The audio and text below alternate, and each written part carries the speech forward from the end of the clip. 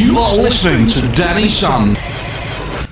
Okay, it's time for my next final guest of tonight's Laid Back Late Night show. We have my next special guest on the show. We have Tracy Cox joining me on today's show, talking to me about a new campaign which looks at sex never getting old. The more older we get, the more confident we are around each other. Well, hello there, Tracy.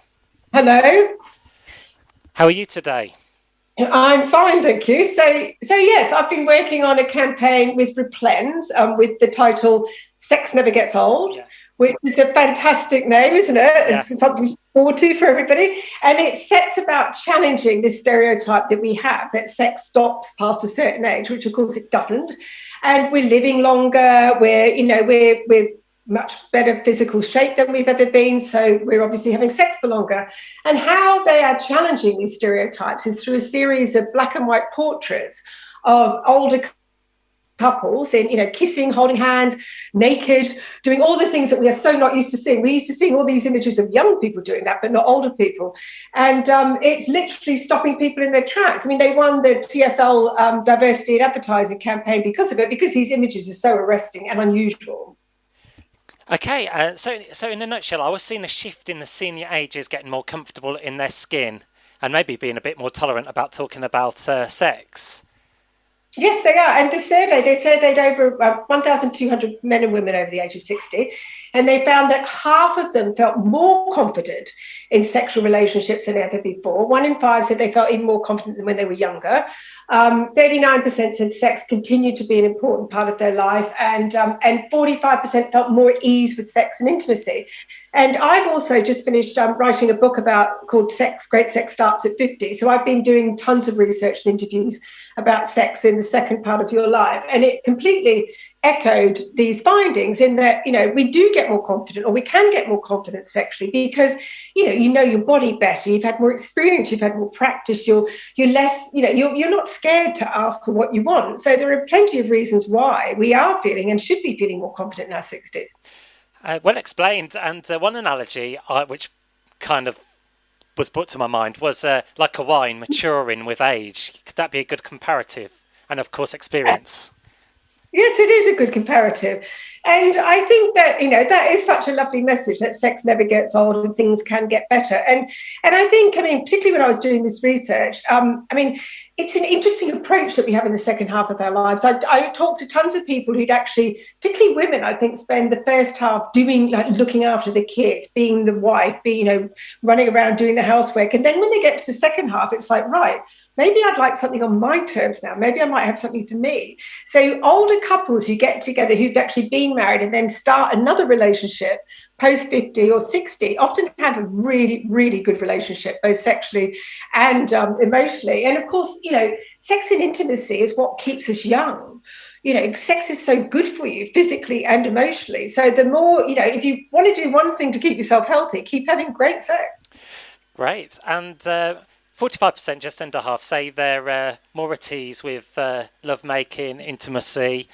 The list goes on with words for sex, doesn't it? But with the passing years, which is good. It's going in that right direction. It's kind of 2020s now, not 1920s. Oh, exactly. And we're fighting everything, aren't we? We're challenging sexism. We're challenging racism. And I think we need to start challenging ageism.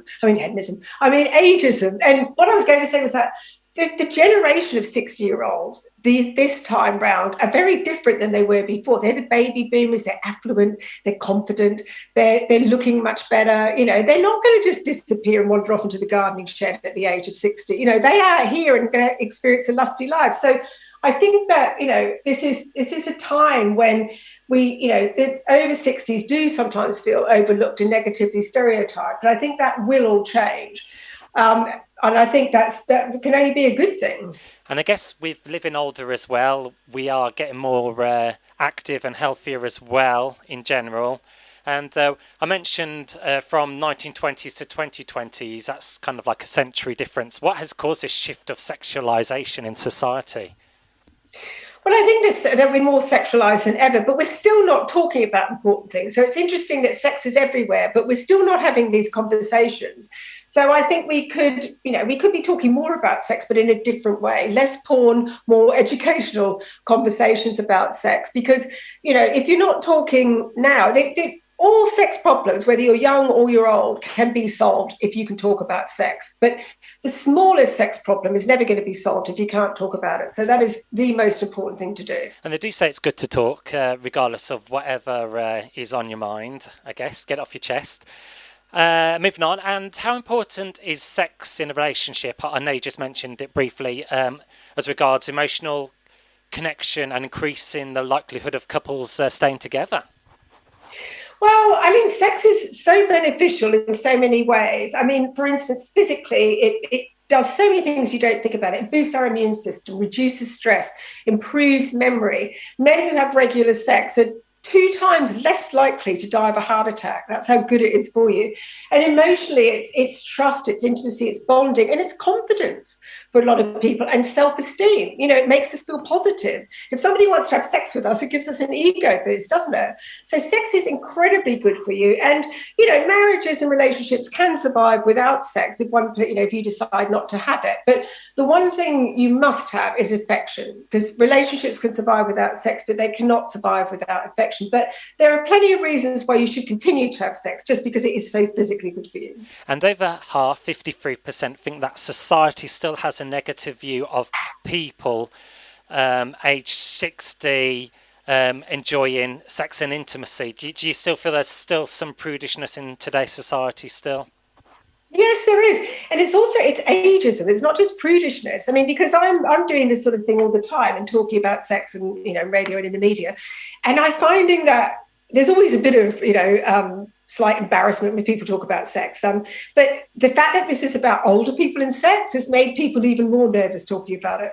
So it's definitely there that we have in our heads this perception. And I also think that we need to move away from, we have this perception that young is it's only you're only sexy when you're young. Well, you can be sexy at any age. Tell Charlotte Rampling that she's not sexy at, what is she, 70 odd, still playing those sexual roles. So we're getting better as a society, but we still need a lot more work. And I think campaigns like, Sex Never Gets Old, which is a really positive, lovely, celebratory thing, are really important, especially at this time when everything's so negative. And 56% of adults aged 60 and over agree that the senior ages, 60 going upwards, is underrepresented or misrepresented in the media. Well, I think that they are. Like, why are we so taken aback by these images? It's because we never see people over 60 are seen in gardening ads and wearing comfortable trousers and shoes, and that's it. That's our perception of them. They're really missing a trick, advertisers, because these people are big consumers. They've got lots of money.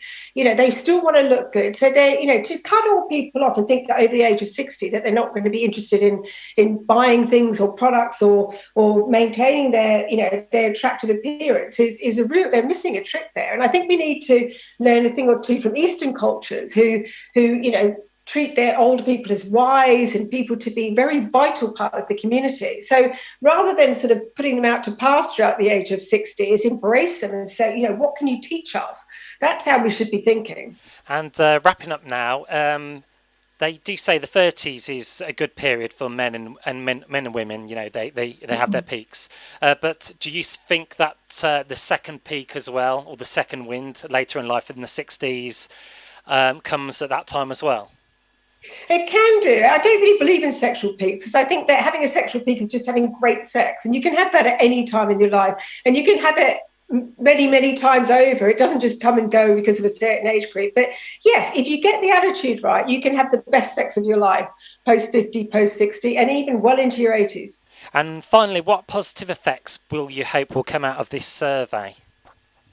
Well, I just hope that people will rethink and stop being so stereotypical and closed about, there's when I was younger, I certainly wasn't looking forward to getting old, but I'm in my 50s and I've never had a better time in my 50s. It's great. You're so much more confident and content, and things are different. So far from dreading getting old, I think we need to look forward to it. There's plenty to look forward to, and sex is one of those things.